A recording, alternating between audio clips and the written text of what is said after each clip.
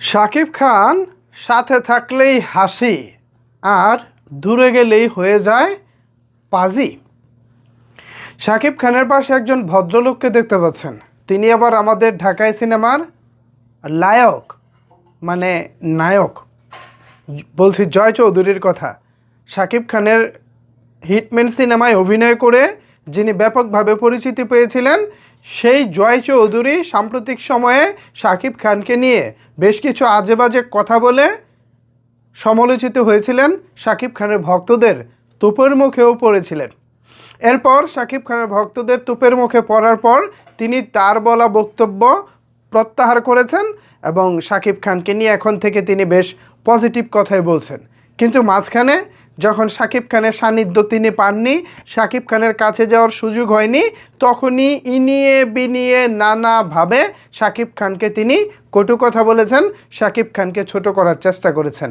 আজকে সেই জয় চৌধুরীকে শাকিব খান পরামর্শ দিচ্ছেন, ভালোবাসা দিচ্ছেন, আর সেটা জয় চৌধুরী তিনি তার ফেসবুক পোস্টে শেয়ারও করতেছেন। এই যে দেখেন জয় চৌধুরীর ফেসবুক পোস্ট। এখানে জয় চৌধুরী লিখেছেন, ভাইয়া বলল রাইট টাইম পারফেক্ট ডিসিশন। অর্থাৎ শাকিব খান নাকি জয় চৌধুরীকে বলতেছে রাইট টাইম পারফেক্ট ডিসিশন। এবং ছবিটা ক্লিক করেছেন শাহিন কবির টুটুল নামে একজন বিনোদন সাংবাদিক ভাই, আর এটা হচ্ছে এফডিসিতে। তো এখানে জয় চৌধুরীর হাসিটা দেখেন, মনে হচ্ছে পুরো বাংলাদেশের রাজ্যের হাসিটা তার কাছে আছে। হবেই না কেন ভাই, মেগাস্টার শাকিব খান যার পাশে বসা থাকেন এরকম একটা লুকে, তখন ভাই মানে খুশি না হয়ে তো আর উপায় থাকে না, তাই না? তো জয় চৌধুরীর বেলায়ও এমনটাই ঘটেছে। তো কিং খান বলতে জয় চৌধুরী শুধু শাহরুখ খানকেই বোঝেন, শাকিব খানকে কিং খান বোঝেন না, কিং খান মানতে চান না, এরকম একটা বক্তব্য একসময় জয় চৌধুরী দিয়েছিলেন আমার যতটুকু মনে পড়ে। আমার মানে ভুলও হতে পারে, সাকিবিয়ানরা একটু কারেকশন করে দিবেন।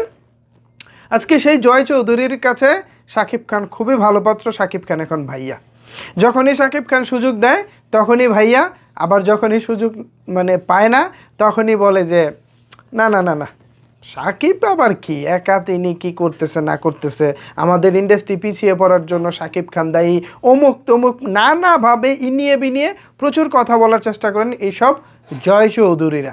অথচ বাস্তবতা আমরা দেখি যখনই শাকিব খানকে কাছে পায়, ওফ কি সুন্দর সেলফি, কি সুন্দর ছবি তুলতেই পারে। একই ইন্ডাস্ট্রির মানুষ, একই ইন্ডাস্ট্রিতে কাজ করেছেন এবং একই সিনেমায় কো আর্টিস্ট হিসেবে কাজ করেছেন, সো তাদের মধ্যে বন্ডিং থাকবে, এটা স্বাভাবিক। কিন্তু যখনই কাছে পাই না তখনই তাকে নিয়ে বিষেধগার করি, আবার কাছে পেলে হাসি মারি। এই যে দ্বৈত চরিত্র, এটাই আমার ভালো লাগে না। বাদ বাকি ঠিক আছে, বাদ বাকি খুবই ফাইন, আপনারা বসবেন, আড্ডা দিবেন, ছবি তুলবেন, আমার কোনো সমস্যা নেই।